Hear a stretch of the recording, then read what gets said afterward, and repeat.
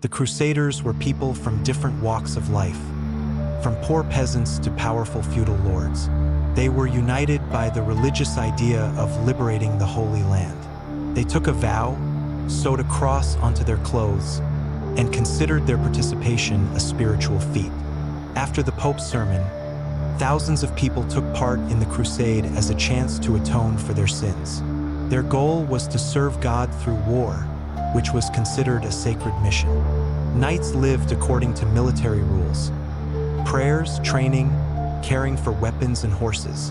Their life was harsh, disciplined, and subject to military and religious discipline. Many participants were poorly armed and unprepared.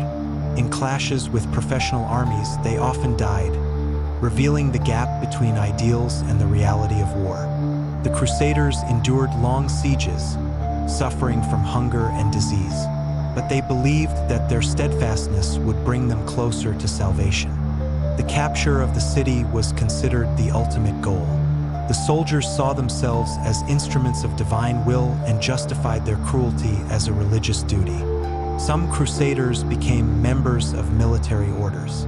Their lives combined monastic vows of poverty, obedience, and constant readiness for battle. They combined military service with caring for sick pilgrims. Their mission united mercy and war. This defeat showed that religious fervor is no substitute for strategy. Many Crusaders died, but considered their deaths to be martyrdom. Muslim leaders were enemies of their faith. The Crusaders perceived the struggle as a spiritual confrontation between civilizations. Monarchs participated in campaigns for glory and political influence. For knights, serving under the king strengthened their sense of mission.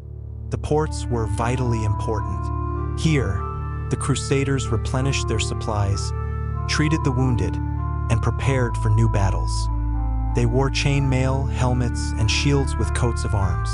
Weapons were considered sacred instruments, consecrated by a priest before battle. Life in the camp required obedience to orders, scheduled prayers, and severe punishment for misbehavior. This maintained order in the army. Life in the camp required obedience to orders, scheduled prayers, and severe punishment for misbehavior. This maintained order in the army. The Crusaders encountered new cultures, goods, and knowledge. Many saw spices, silk, and eastern cities for the first time. Sometimes the Crusaders even fought against Christians, which showed the complexity of political interests. Priests accompanied the troops, inspiring soldiers and explaining that suffering was a test of faith.